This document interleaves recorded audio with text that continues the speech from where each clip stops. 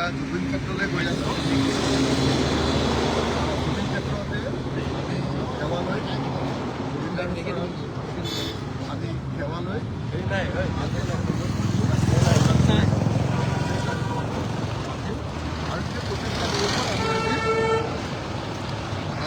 প্ৰতিনিধি সভা আয়োজন কৰিছোঁ। যাতে আগন্তুক নিৰ্বাচন সম্পৰ্কে সকলো কথা মানে আগন্তুক নিৰ্বাচন সম্পৰ্কে সকলো কথা আজি ফাইনেল কৰিব পৰা যায়। গতিকে আজিৰ দিনটো আমাৰ ৰাইজৰ দলৰ কাৰণে অত্যন্ত গুৰুত্বপূৰ্ণ দিন। এই দিনটোতে আমি আজি প্ৰতিষ্ঠা দিৱস পালন কৰাৰ লগতে আমাৰ দলৰ নিৰ্বাচনী ষ্ট্ৰেটেজি ফাইনেল কৰিম, নিজৰ দলৰ আমাৰ নিৰ্বাচনী ৰণনীতি ফাইনেল কৰিম।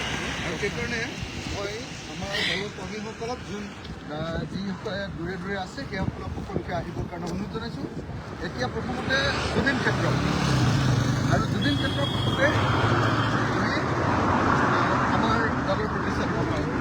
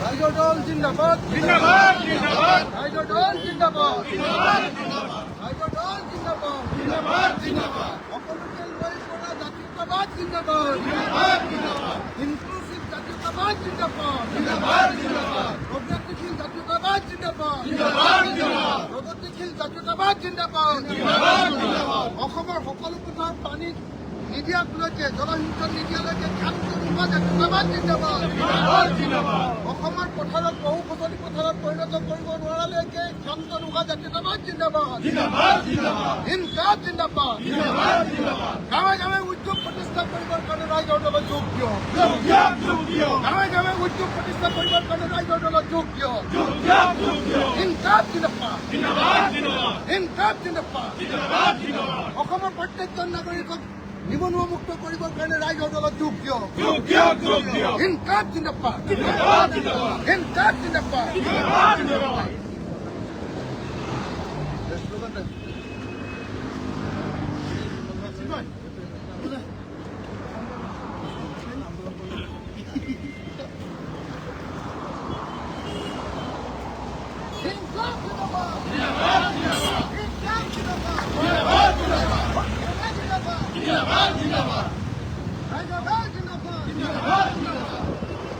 Wakil Banggai Zindabad, Raja Dol Zindabad, Zindabad, Zindabad. জুবিনদাৰ অমৰ হওক, Amar Haq, Amar Haq, জুবিনদাৰ অমৰ হওক। Amar Haq, Amar Haq.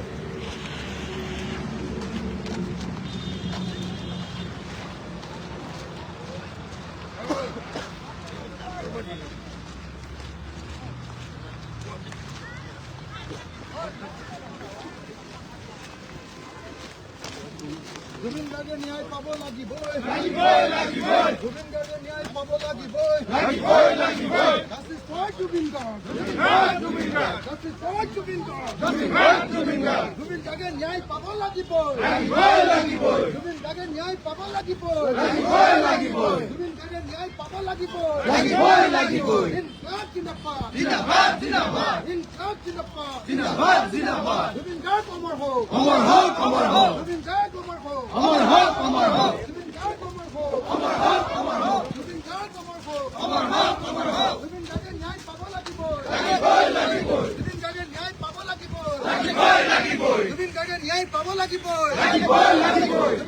অমৰ হওক অমৰ হওক অমৰ হওক জুবিন গাৰ্গ অমৰ হওক অমৰ হওক অমৰ হওক জুবিন গাৰ্গ অমৰ হওক অমৰ হওক অমৰ হওক জুবিন গাৰ্গ অমৰ হওক অমৰ হওক অমৰ হওক ইনকিলাব জিন্দাবাদ ইনকিলাব জিন্দাবাদ ইনকিলাব জিন্দাবাদ ইনকিলাব জিন্দাবাদ জুবিন গাৰ্গ অমৰ হওক অমৰ হওক অমৰ হওক জুবিন গাৰ্গ অমৰ হওক অমৰ হওক অমৰ হওক জুবিন গাৰ্গ অমৰ হওক অমৰ হওক অমৰ হওক জুবিন গাৰ্গ অমৰ হওক অমৰ হওক অমৰ হওক জুবিন গাৰ্গ অমৰ হওক জুবিন গাৰ্গ অমৰ হওক অমৰ হওক অমৰ হওক জুবিন গাৰ্গ অমৰ হওক জুবিন গাৰ্গৰ ন্যায় পাব লাগিবই লাগিবই লাগিবই ইনকিলাব জিন্দাবাদ ইনকিলাব জিন্দাবাদ ইনকিলাব জিন্দাবাদ ইনকিলাব জিন্দাবাদ ইনকিলাব ইনকিলাব জুবিন গাৰ্গে ন্যায় পাব লাগিবই লাগিবই লাগিবই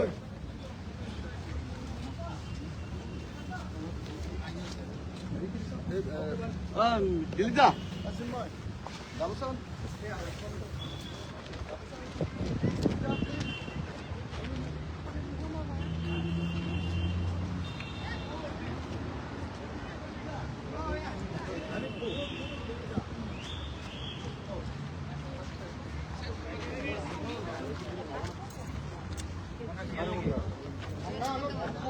ন্যায় নাপায় ঐ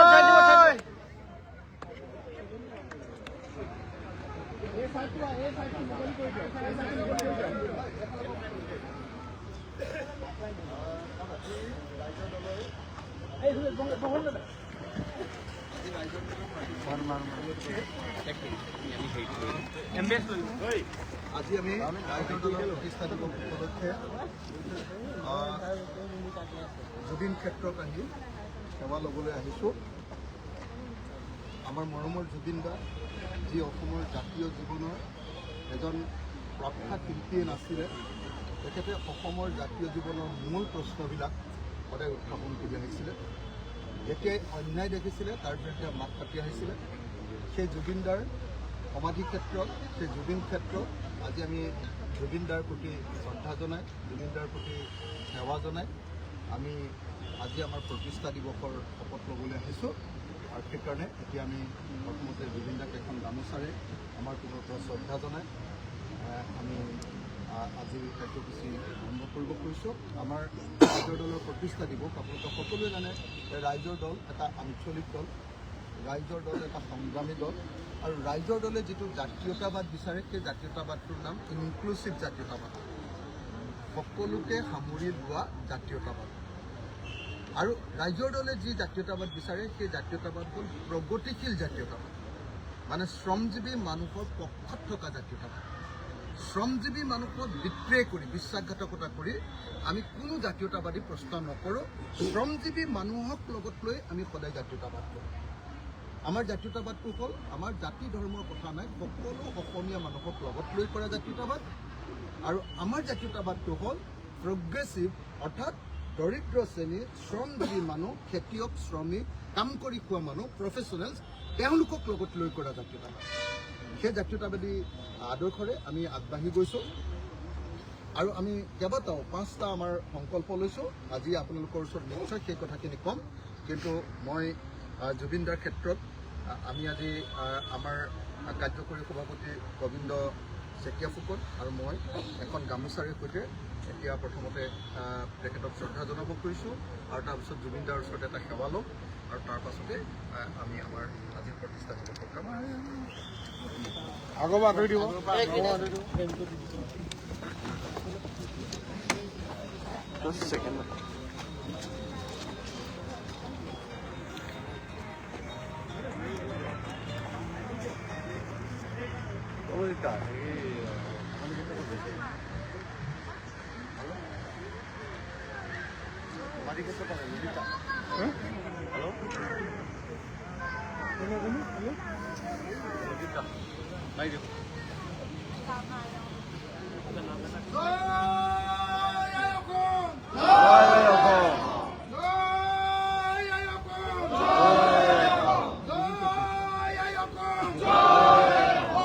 অসমৰ জাতীয়তাবাদৰ জয় হওক, আঞ্চলিকতাবাদৰ জয় হওক, অসমীয়া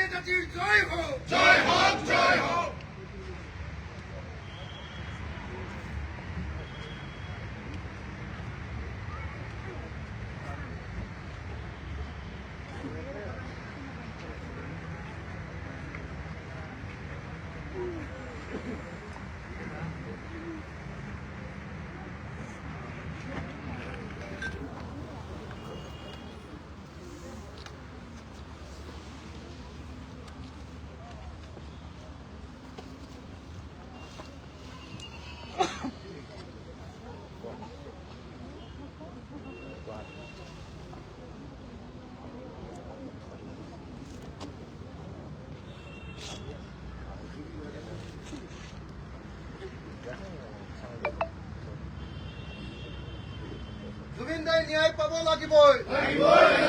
জুবিন দাই ন্যায় পাব লাগিবই। জুবিন দাই ন্যায় পাব লাগিবই।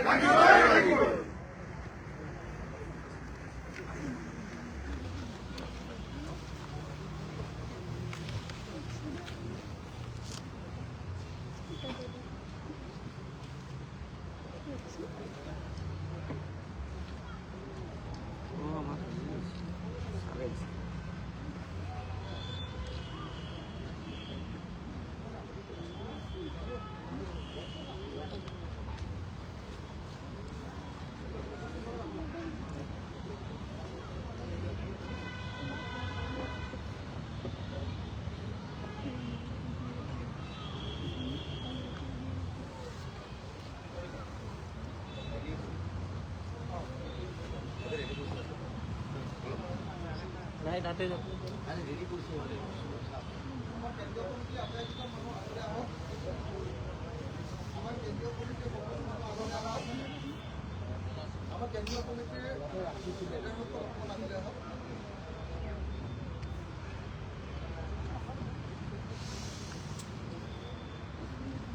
কেন্দ্ৰীয় কমিটিৰ মূল মানুহখিনি আগলৈ আহক। কেন্দ্ৰীয় কমিটিৰ নেতৃবৰ্গ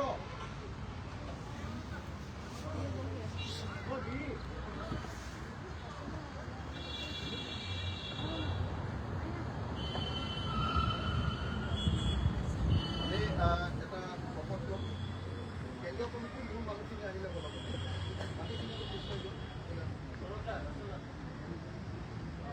অকল কেন্দ্ৰীয় কমিটিৰ মূল মানুহখিনি আহিলে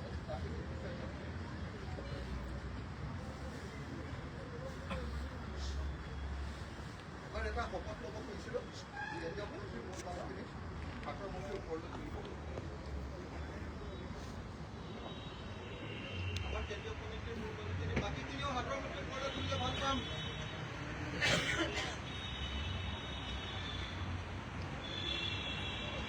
আজি 8 জানুৱাৰী তাৰিখে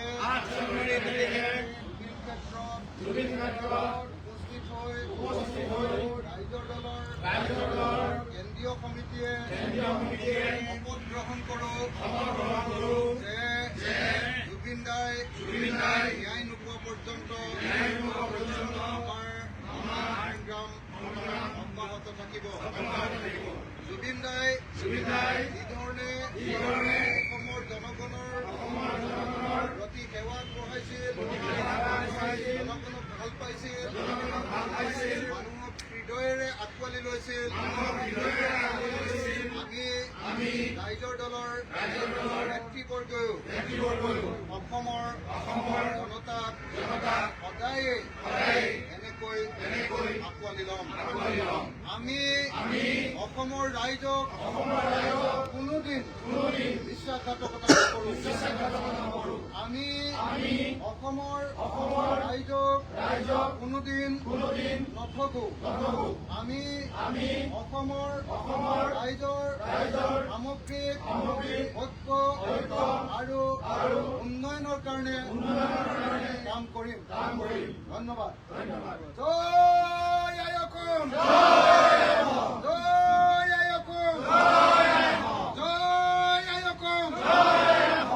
জুবিন দাৰ এটা প্ৰধান বিষয় আছিলে যে দিল্লীৰ যি শোষণ, দিল্লীৰ যি বঞ্চনা, দিল্লীৰ যি দাদাগিৰি, দিল্লীৰ যি আমাৰ ওপৰত অবৈধ হস্তক্ষেপ, তাৰ বিৰুদ্ধে মাত পতাটো আছিলে জুবিন দাৰ এটা প্ৰধান কথা। তেখেতে অতি স্পষ্ট ভাষাৰে অসমীয়া জাতিৰ যিটো স্বতন্ত্ৰতা আৰু অসমীয়া জাতিৰ মৰ্যাদাৰ কথা কৈছিলে। সেইকাৰণে মই এই মুহূৰ্তত আপোনালোক সকলোকে শপত ল'বলৈ আহ্বান জনাইছোঁ যাতে কোনোদিন আমি দিল্লীৰ ওচৰত নতজানু নকৰি অসমীয়া জাতিৰ হৈ সকলোৱে যাতে কাম কৰক তেনেকুৱা এক আপোচবিহীন জাতীয়তাবাদৰ কাৰণে কাম কৰিবলৈ আহ্বান জনাইছোঁ। আজি 8 জানুৱাৰী 2025 তাৰিখে এই ক্ষেত্ৰত জুবিনদাৰ মতৰ সন্মুখত আমি শপত লৈছোঁ যে আমি ভাৰতৰ ফেডাৰেল ব্যৱস্থাৰ প্ৰকৃত ফেডাৰেলিজিমৰ কাৰণে কাম কৰিম। আমি দিল্লীৰ ওচৰত বিক্ৰী নাযাওঁ। আমি অসমীয়া জাতিৰ স্বতন্ত্ৰতা আৰু অধিকাৰৰ কাৰণে সদায় কাম কৰিম। জয় আই অসম! জয় আই অসম! জয় আই অসম! ইনকলাব! ইনকলাব! ইনকলাব! আপোনালোকে কোনেও খালি ৰাইজৰ দল জিন্দাবাদ ৰাজনৈতিক শ্লোগান নিদিব। আমি কেৱল আদৰ্শগত শ্লোগানখিনিয়ে দিছোঁ। গতিকে আপুনি শ্লোগানটো নিজে দি আছোঁ দেই।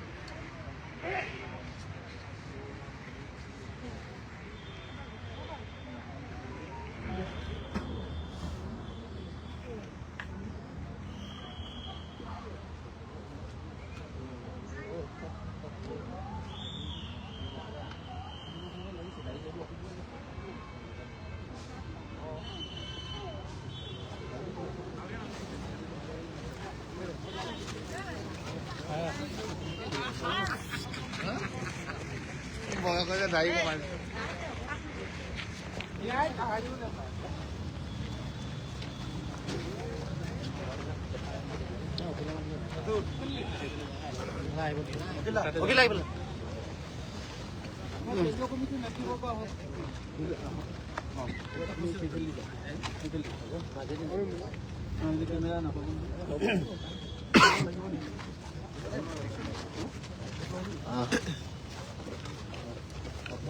আজি প্ৰতিষ্ঠা দিব আমাৰ কেন্দ্ৰীয় কমিটিৰ চব মানুহখিনি আহিল। হেৰি ক'ত আহিলে? অলপ দা 1 মিনিট।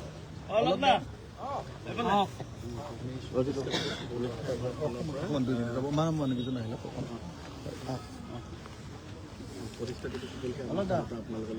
আজি প্ৰতিষ্ঠা দিব কি সংকল্পৰে আগবাঢ়িব আপোনালোকে? আজি ৰাইজৰ দলৰ এটা আঞ্চলিক ৰাজনৈতিক দলৰ আজি ৫ম বাৰ্ষিক প্ৰতিষ্ঠা দিন। আজি আমাৰ 5 বছৰ হৈছে বয়স। আমি আজি 5 বছৰ কেঁচুৱা এটা আৰু আমি কেঁচুৱা হৈ ইয়াৰ পাছত থিয় হ'ব পৰা হ'ব লাগিব, খোজকাঢ়িব পৰা হ'ব লাগিব, দৌৰিব পৰা হ'ব লাগিব, যৌৱন পাব লাগিব। তাৰ কাৰণে এতিয়া আমি কাম কৰি আছোঁ। আজিৰ দিনটোৰ আমাৰ প্ৰথম শপতটো হ'ল যে আমি ইনক্লুচিভ জাতীয়তাবাদ বুলি যাক কয়, সকলো জাতি জনগোষ্ঠীক সামৰি লোৱা, আৰু প্ৰগ্ৰেছিভ জাতীয়তাবাদ বুলি যাক কয় যে শ্ৰমজীৱী মানুহৰ পক্ষত আমি জাতীয়তাবাদটো আগবঢ়াই লৈ যাম। সেই জাতীয়তাবাদৰ পক্ষত আজি আমি প্ৰথম দিনটোত শপত গ্ৰহণ কৰিছোঁ। আমাৰ এইবাৰ 5টা প্ৰতিশ্ৰুতি অসমৰ ৰাইজৰ কাৰণে আমি আগবঢ়াই লৈ যাব খুজিছোঁ। 5টা প্ৰতিশ্ৰুতি, 5টা সংকল্প, 5টা আমাৰ মেইন কাম কৰিম বুলি আজি আমি শপত ল'ব খুজিছোঁ। 5টা গেৰাণ্টি আমি অসমৰ ৰাইজক দিবৰ কাৰণে আজি সংকল্প ল'ব খুজিছোঁ। আমাৰ প্ৰথম গেৰাণ্টিটো হ'ল যে অসমক আমি 5 বছৰৰ ভিতৰত বছৰৰ সকলো সময়তে খেতি কৰা বা যাক ৰাউণ্ড দ্য ইয়েৰ কাল্টিভেশ্যন বুলি কয়, বছৰৰ সকলো সময়তে খেতি কৰা ৰাজ্যত পৰিণত কৰিম বুলি, বা আপোনাৰ ত্ৰিফচলী ৰাজ্যত পৰিণত কৰিম বুলি। ত্ৰিফচলী মানে মিনিমাম 3বাৰ খেতি কৰা ৰাজ্যত পৰিণত কৰিম বুলি আমি আজিৰ দিনটোত শপত ল'ম। আৰু আজিৰ দিনটোত অসমৰ ৰাইজৰ প্ৰতি আমি এইটো গেৰাণ্টি দিব খোজোঁ যে ৰাইজৰ দল ক্ষমতালৈ অহা 5 বছৰৰ ভিতৰত অসমৰ সকলো পথাৰত পানী হ'ব, ইৰিগেশ্যন, সকলো পথাৰত মিনিমাম 3বাৰ খেতি কৰিব। অসমৰ বৈধ সকলো খেতিয়ক বিদেশীৰ বাহিৰে সকলো মানুহকে মাটিৰ পট্টা দিয়া হ'ব আৰু খিলঞ্জীয়াসকলক অগ্ৰাধিকাৰ ভিত্তিত মাটিৰ পট্টা দিয়া হ'ব। প্ৰতিখন গাঁৱত 5খন ট্ৰেক্টৰ দিয়াৰ ব্যৱস্থা গ্ৰহণ কৰা হ'ব। সোনকালে কাটিব পৰা বীজ দিয়াৰ ব্যৱস্থা কৰা হ'ব। কম দামৰ সাৰ দিয়াৰ ব্যৱস্থা কৰা হ'ব। আৰু যদি 3বাৰ খেতি কৰে তেতিয়াহ'লে মাটিৰ খাজনা ফ্ৰী কৰি দিয়া হ'ব। আৰু এনেকৈ এবছৰত 3বাৰ খেতি কৰি আমি অসমীয়া জাতিক বিশ্বৰ ভিতৰতেই এটা ধনী জাতিত পৰিণত কৰিবৰ কাৰণে আধাৰশিলাটো মেইন ফাউণ্ডেশ্যনটো তৈয়াৰ কৰিব খুজিছোঁ। গতিকে আমাৰ প্ৰথম আৰু প্ৰধান প্ৰতিশ্ৰুতি, প্ৰথম আৰু প্ৰধান সংকল্প, প্ৰথম আৰু প্ৰধান গেৰাণ্টিটো হ'ল আমি অসমক 5 বছৰৰ ভিতৰত ত্ৰিফচলী ৰাজ্য বা বছৰৰ সকলো সময়তে খেতি কৰাৰ ৰাজ্য বা ৰাউণ্ড দ্য ইয়েৰ কাল্টিভেশ্যনৰ ৰাজ্যত পৰিণত কৰিম। আমি চৰকাৰলৈ অহাৰ পাছত অসমত ভেকুলীৰ বিয়া পাতিব নলগীয়া পৰিৱেশৰ সৃষ্টি কৰিম আৰু অসমৰ সকলো পথাৰতে সকলো সময়তে পানী যোগানৰ ব্যৱস্থা কৰিম। নম্বৰ 1। নম্বৰ 2, অসমৰ অতি কমেও 20 বিধ ফচলৰ ওপৰত, যেনেকৈ ধান, যেনেকৈ সৰিয়হ, যেনেকৈ মৰাপাট, যেনেকৈ শাক পাচলি, এনেকৈ বিধ ফচলৰ ওপৰত আমি মিনিমাম ছাপোৰ্ট প্ৰাইচ দিম। উজনি অসমৰ ক্ষুদ্ৰ চাহ খেতিয়কবিলাকৰ পাতৰ আমি মিনিমাম ছাপোৰ্ট প্ৰাইচ অতি কমেও 30 টকা দাম দিবই লাগিব। হয় চৰকাৰে কিনি ল'ম, নহ'লে মানে ফেক্টৰীবিলাকে কিনি ল'ব লাগিব। আৰু কোনোবা ফেক্টৰীয়ে যদি 30 টকাতকৈ কম দামত কিনে তেতিয়াহ'লে সেই ফেক্টৰীৰ মালিকক গ্ৰেপ্তাৰ কৰা, তাৰ কাৰণে আইন ৰচনা কৰা। অসমৰ খেতিয়কবিলাকৰ উৎপাদিত বস্তুৰ নামনি অসমত ধৰক আপোনাৰ এতিয়া ৰবৰ খেতি হয় আৰু উজনি অসমৰ আমাৰ চাহপাতৰ খেতি হয়, ক্ষুদ্ৰ চাহ। এই খেতিবিলাকৰ আমি মিনিমাম ছাপোৰ্ট প্ৰাইচ এটা আমি দিম, MSP বুলি যাক কয়, যাতে প্ৰত্যেকজন খেতিয়কে কেতিয়াও খেতি কৰি লোকচানত ভৰিবলগীয়া নহয়। এইটো আমাৰ দ্বিতীয় প্ৰতিশ্ৰুতি, দ্বিতীয় সংকল্প, দ্বিতীয় গেৰাণ্টি। আমাৰ তৃতীয় minimum support price, MSP, minimum support price. Minimum support মানে হ'ল উৎপাদনৰ যিমানটো খৰচ হয় তাৰ 3 গুণ দাম আমি সেইটো দিম। 5 টকা খৰচ হ'লে 15 টকা দাম উৎপাদনৰ। এতিয়া যে শদিয়াত যে আলু পেলাই দিছে, আলু আৰু কোনেও পেলাব নালাগে। আলু উৎপাদন কৰোঁতে যদি 10 টকা খৰচ হৈছে তেতিয়াহ'লে আমি তাৰ উপযুক্ত দাম দিম। এইটো কথা আপোনালোকক গেৰাণ্টি দিছোঁ। আৰু অকল খেতিয়কবিলাককে দাম দিয়া নহয়। এতিয়া আমাৰ গাঁৱত 3 টকাত বিলাহী কিনি আনিছে আৰু ইয়াত 60 টকাত বিলাহী বিক্ৰী কৰিছে। আমি খেতিয়কবিলাকক 15 টকাত বিলাহী দাম দিম আৰু 60 টকা নহয়, আমি 30 টকাত বিলাহী খাবলৈ দিম গ্ৰাহকৰ কাৰণে। গতিকে আমাৰ দ্বিতীয় একেলগতে হ'ল যে আমি যেনেকৈ খেতিয়কক MSP দিম, তেনেকৈ গ্ৰাহকবিলাকক আমি উচিত দামত বস্তু বিক্ৰী কৰিম। গ্ৰাহকৰো লাভ আৰু আপোনাৰ খেতিয়কৰো লাভ। মাজত যিবিলাক মধ্যভোগী থাকে সেইবিলাক নাইকিয়া কৰিম, চিণ্ডিকেটটো নাইকিয়া কৰি দিম, মাজত পইচা খোৱাৰ ব্যৱস্থাটো নাইকিয়া কৰি দিম আৰু নাইকিয়া কৰি দি আমি ডাইৰেক্টলি খেতিয়ক আৰু গ্ৰাহকৰ মাজত সম্পৰ্ক স্থাপন কৰিম। এইটো হ'ল আমাৰ দ্বিতীয় প্ৰতিশ্ৰুতি বা গেৰাণ্টি। আমাৰ তৃতীয় কামটো হ'ব যে অসমৰ প্ৰতিখন গাঁৱত, প্ৰতিখন নগৰৰ ৱাৰ্ডত, প্ৰতিখন বাগানৰ লাইনত আৰু প্ৰতিটো চৰ চাপৰিতে আমি সেই ঠাইত উৎপাদিত হোৱা বস্তুবিলাকৰ ওপৰত ভিত্তি কৰি আমি ক্ষুদ্ৰ উদ্যোগ প্ৰতিষ্ঠা কৰিম। যেনেকৈ ধৰক টাউনত যদি আমি পিঠাৰ ইণ্ডাষ্ট্ৰি তৈয়াৰ কৰিলোঁ বা আপোনাৰ কাপোৰ চিলোৱাৰ ইণ্ডাষ্ট্ৰি তৈয়াৰ কৰিলোঁ, গাঁৱত আমি বিলাহীৰ পৰা টক বনোৱা, জেলি বনোৱা, চচ বনোৱাৰ ইণ্ডাষ্ট্ৰি তৈয়াৰ কৰিম। গাঁৱত আমি ভীমকলৰ পৰা চেৰেলেক বনোৱাৰ, ভীমকলৰ পৰা হৰলিক্স মানে বেবী ফুড বনোৱাৰ ইণ্ডাষ্ট্ৰি আমি তৈয়াৰ কৰিম। কঁঠালৰ পৰা বেবী ফুড বনোৱাৰ ইণ্ডাষ্ট্ৰি আমি তৈয়াৰ কৰিম। আমাৰ আদা, আমাৰ ভোট জলকীয়াৰ পৰা আমি বেলেগ বস্তু তৈয়াৰ কৰাৰ ইণ্ডাষ্ট্ৰি তৈয়াৰ কৰিম। আৰু অসমৰ খেতি কৰা মানুহকেইটাক বাদ দি যিখিনি মানুহ থাকিব সেই মানুহবিলাকক প্ৰত্যেকজনকে আমি কাম দিয়াৰ ব্যৱস্থা কৰি অসমৰ পৰা আমি 10 বছৰৰ ভিতৰত নিবনুৱা সমস্যাৰ 100% নাইকিয়া কৰি দিম আৰু অসমৰ প্ৰত্যেকজন মানুহকে আমি ধনী কৰি পেলাম। এইটো আমাৰ গেৰাণ্টি আৰু এই গেৰাণ্টি অকল মুখেৰে দিয়া নহয়, কিতাপত লিখি ৰাইজৰ ওচৰত মোৰ চহী সহকাৰে এই গেৰাণ্টি এইবাৰ আমি প্ৰদান কৰিম। এইটো আমাৰ 3 নম্বৰ গেৰাণ্টি। আমাৰ 4 নম্বৰ গেৰাণ্টি হ'ল আমি অসমক এতিয়া যি ধৰণে আমাৰ অসমীয়া মানুহ এলেহুৱা বুলি বদনাম আছে আৰু আমাৰ গোটেই কাম কাজবিলাক এতিয়া ফিউডেল সামন্তীয় উৎপাদন ব্যৱস্থাৰ লগত জড়িত। আমাৰ কোনো কামতে প্ৰফেচনেলিজিম নাই। আমি অসমৰ প্ৰত্যেকজন অসমীয়া মানুহক প্ৰফেচনেল অসমীয়া কৰি বা পেছাদাৰী অসমীয়া কৰি গঢ়ি তুলিম। যেনেকৈ ধৰক কোনোবা এজনী মহিলাই কোনোবা এগৰাকী মহিলাই কাৰোবাৰ ঘৰত কাম কৰি তেওঁ 4,000 টকা দৰমহা পায়। আমি সেই মহিলাগৰাকীক কেনেকৈ ঘৰ চাফা কৰিব লাগে তাৰ বিজ্ঞানসন্মত পদ্ধতি শিকাই দিম। মহিলাগৰাকীক প্ৰয়োজন সাপেক্ষে আমি সৰু সুৰা বস্তুবিলাক যোগান ধৰি দিম। কেনেকৈ মকৰাজাল চাফা কৰিব লাগে, কেনেকৈ অসমীয়া মানুহৰ খাদ্য বনাব লাগে, কেনেকৈ জনজাতি মানুহৰ খাদ্য বনাব লাগে, কেনেকৈ চাউথ ইণ্ডিয়ান খাদ্য বনাব লাগে, কেনেকৈ আপোনাৰ কণ্টিনেণ্টেল খাদ্য বনাব লাগে, সেইটো আমি 6 মাহ বা এবছৰ মহিলাগৰাকীক আমি ট্ৰেইনিং দি দিম চৰকাৰৰ পৰা বিনামূলীয়াকৈ। আৰু তেতিয়া তেওঁ 4,000 দৰমহা 20,000লৈ বৃদ্ধি পাব। যিমানবিলাক ল'ৰা ছিকিউৰিটি গাৰ্ড কৰিবলৈ যদি বাহিৰলৈ যায় চবকে আমি ঘূৰাই আনিবলৈ চেষ্টা কৰিম। তাৰ পাছতো যদি কোনোবা বাহিৰত কাম কৰিবলৈ যায় ছিকিউৰিটি গাৰ্ডজন যোৱাৰ আগতে আমি তেওঁক ইংৰাজী আৰু হিন্দীটো শিকাই দিম। 1 বছৰ ট্ৰেইনিং দি ইংৰাজী হিন্দী শিকাই দি তেওঁক আমি 1 বছৰৰ পুলিচৰ ট্ৰেইনিং দি দিম বিনামূলীয়াকৈ। 1 পইচা খৰচ নকৰাকৈ পুলিচৰ ট্ৰেইনিং দি দিম। পুলিচৰ ট্ৰেইনিং দি দিয়াৰ পাছত তেওঁক আমি বেংগলোৰলৈ যে পঠিয়াম, অসমত প্ৰথমতে ৰেজিষ্টাৰ কৰিম আৰু অসম চৰকাৰে বেংগলোৰ চৰকাৰ আৰু বেংগলোৰৰ কোম্পানীবিলাকৰ লগত চুক্তি কৰিম যে তোমালোকে 15,000 টকাৰ দৰমহা দিলে নহ'ব, 20,000 টকালৈকে দৰমহা দিলেও নহ'ব, তোমালোকে 35,000 পৰা 40,000 টকাৰ দৰমহা দিলেহে তোমালোকক আমি পঠিয়াম আৰু তেওঁলোকৰ জব ছিকিউৰিটি থাকিব লাগিব আৰু তেওঁলোকক কেতিয়াও মাৰপিট কৰিব নালাগিব, তাত গৈ নিৰাপত্তা পাব লাগিব।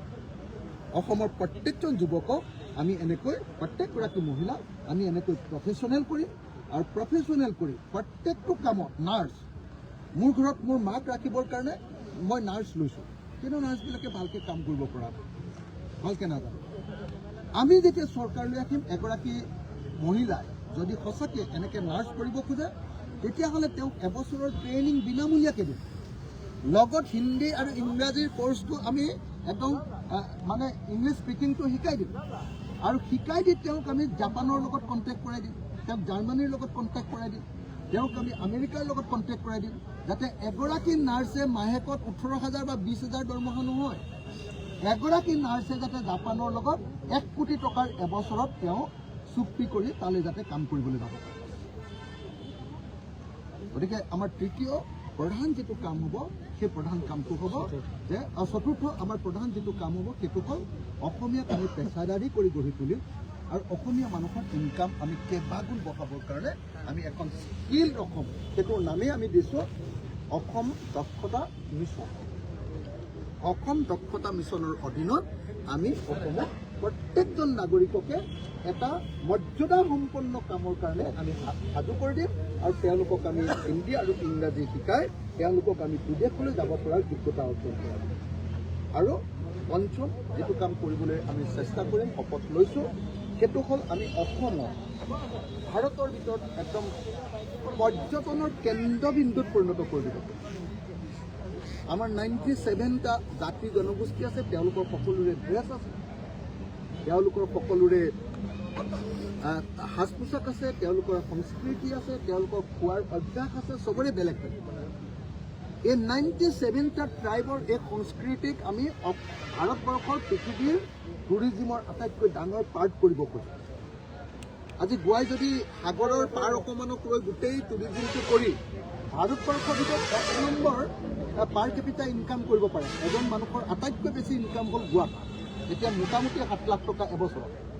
আমাৰ ইনকাম হ'ল 1,56,000 টকা আজিৰ দিনটো তাৰিখত দিছে, 1,56,000 টকা এবছৰত এজন অসমীয়া।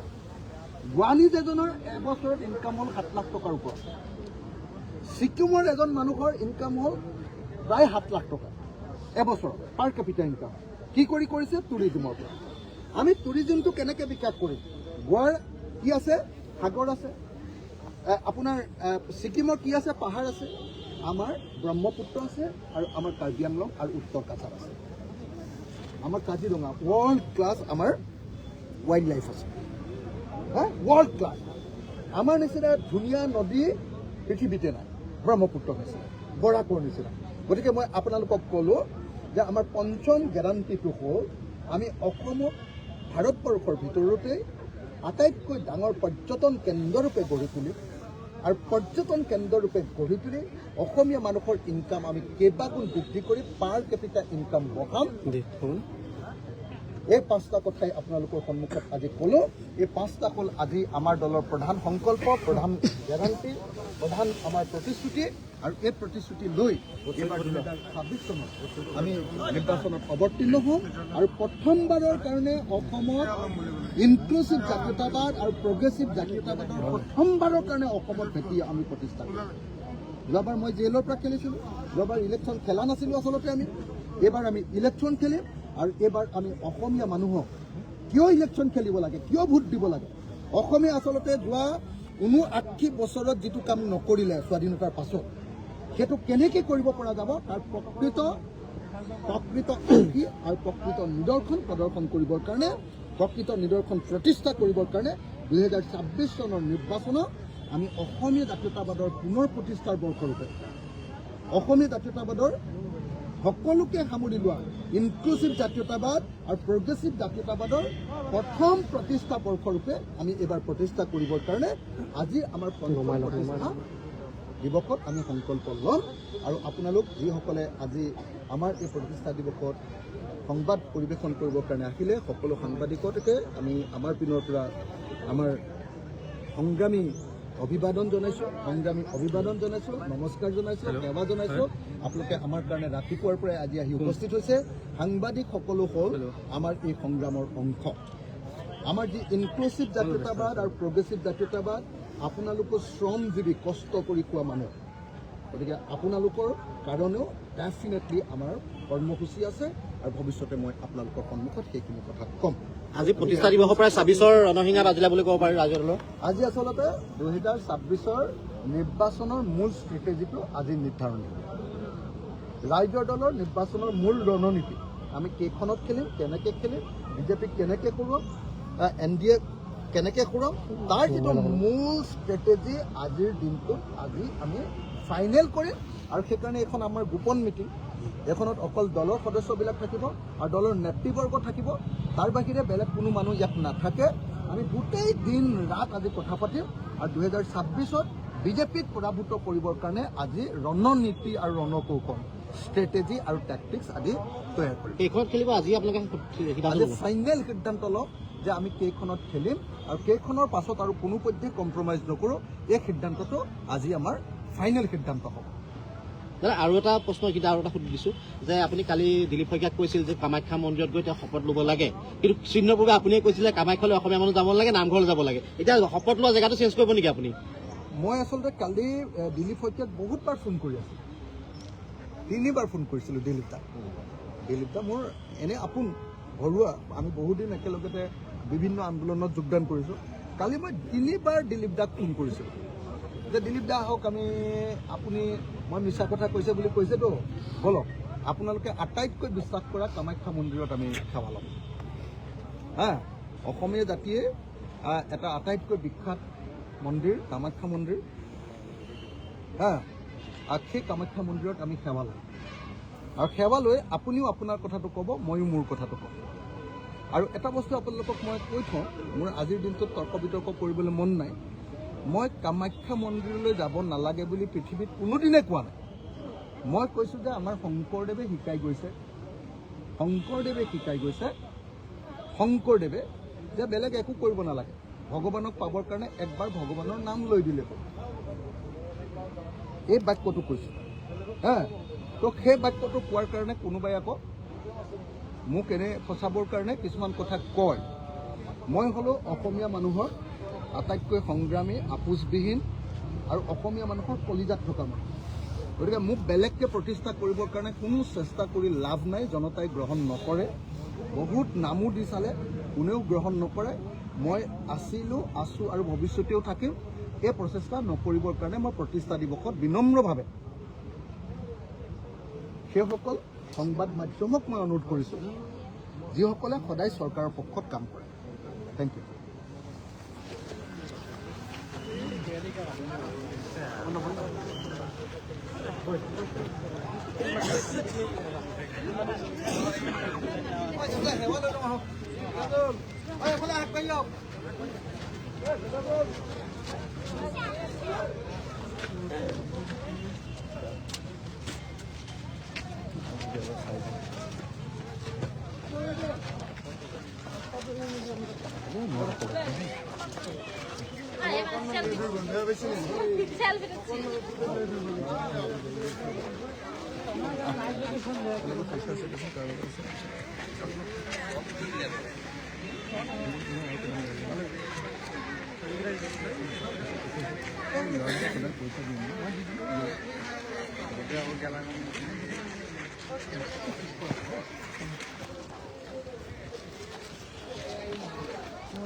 অমলাইন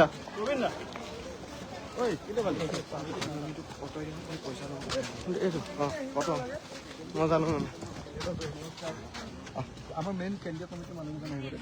এক্সকিউজ মি দাদা, আপুনি কাক আনি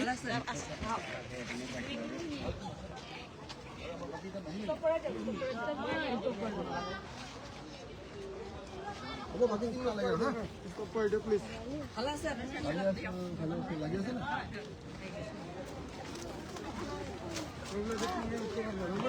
ইমান দেৰি কৰিছোঁ তই? নহয়, মই গুৱাহাটীত আছিলোঁ। গুৱাহাটীৰ পৰা বাহিৰে বাহিৰে বেগ লৈছোঁ। আপুনি মোৰ আগত ওলাই দিলে নো? ভালে আছেনে? অঁ ভালে। দেই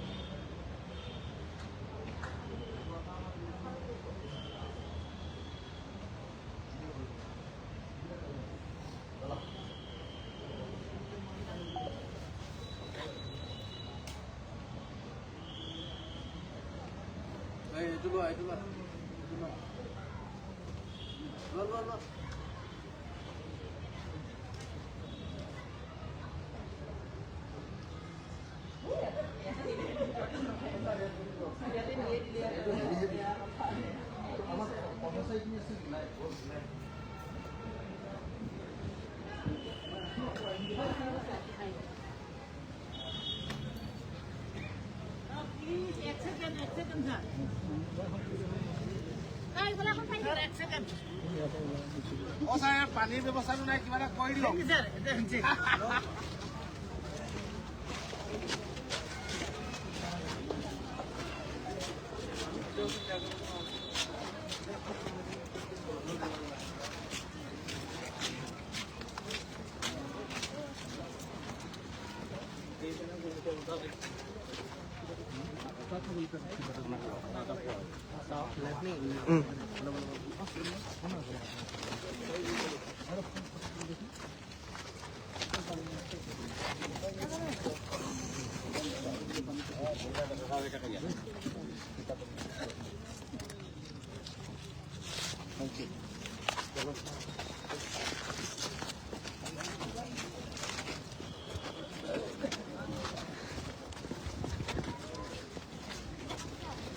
কি হ'ল